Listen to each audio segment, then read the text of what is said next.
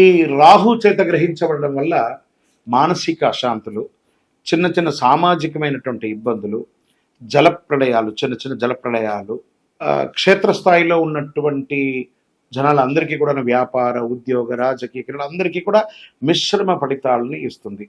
మన శరీరంలో కూడా రక్తపోటు కూడా బీపీ, షుగర్స్ కూడా కొంచెం లెవెల్స్ మారుతూ వస్తుందని చెప్తుంటారు.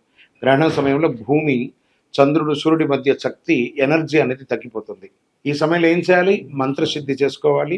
ఈ మంత్రసిద్ధి చేసుకునే సమయంలో ఎంత దైవభక్తి కలిగి ఉంటే అంత మంచిది.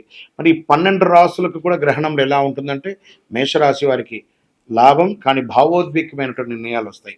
వృషభ రాశి వారికి వృత్తి మార్పు, ఒత్తిడిని నియంత్రించండి. మిథున రాశి వారికి విదేశీయ ప్రయాణం ఉంటుంది, ఆర్థిక ప్రణాళిక ఉంటుంది.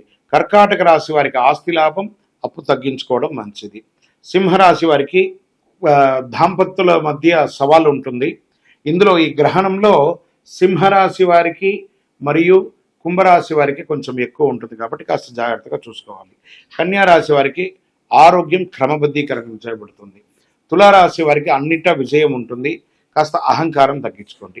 వృశ్చిక రాశి వారికి కుటుంబ సమస్యలు అన్నీ పరిష్కారం అవుతుంది, భావోద్వేగమైనటువంటి నిర్ణయాలు తీసుకుంటారు. ధనుసు రాశి వారికి వ్యక్తిగత పురోగతి, ఖర్చును మాత్రం నియంత్రించాలి. మకర రాశి వారికి ఖర్చులు ఎక్కువ అవుతుంది, పొదుపును పెంచుకోవడానికి ప్రయత్నం చేయండి.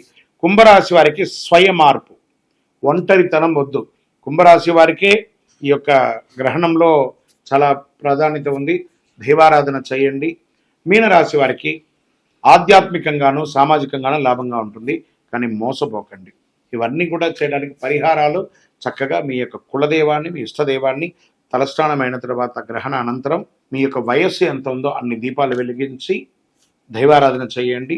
అతి శక్తివంతమైనటువంటి కరుంగాళి మాలను గ్రహణ సమయంలో ధరించడానికి ప్రయత్నం చేయండి. విజయోస్తు.